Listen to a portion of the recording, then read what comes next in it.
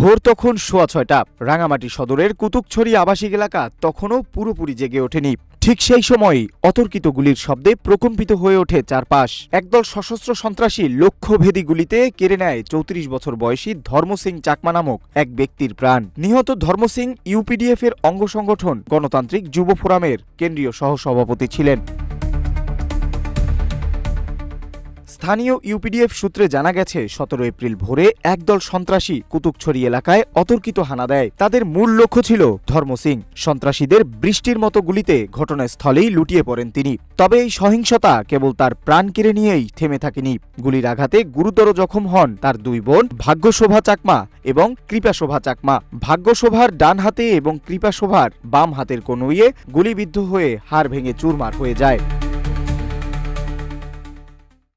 ওনারা কুতুকছড়ি থেকে আসছেন, সকালে খেতে কাজ করতে গেছেন। খেতে কাজ করতে যাওয়ার পর ওনাদের গুলি করা হয়েছে। একজন কনুইয়ে গুলি রাখছে, আরেকজন হাতে। আমরা উন্নত চিকিৎসার জন্য ওনাদের চট্টগ্রাম মেডিকেল কলেজ হাসপাতালে পাঠাইছি।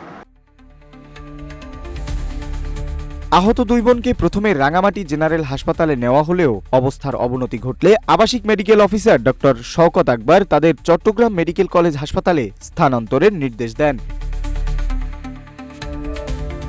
ইউপিডিএফ এই বর্বরচিত হত্যাকাণ্ডের জন্য সন্তু লারমার নেতৃত্বাধীন জেএসএস সন্তু গ্রুপকে সরাসরি দায়ী করছে। তাদের দাবি এটি একটি পরিকল্পিত হত্যাকাণ্ড। বর্তমানে এলাকায় থমথমে পরিস্থিতি বিরাজ করছে এবং আইন শৃঙ্খলা বাহিনী ঘটনাস্থলে অবস্থান করছে। পাহাড়ে শান্তির বাতাবরণে এমন রক্তক্ষয়ী ঘটনা আবারও সাধারণ মানুষের মনে আতঙ্ক ছড়িয়ে দিয়েছে।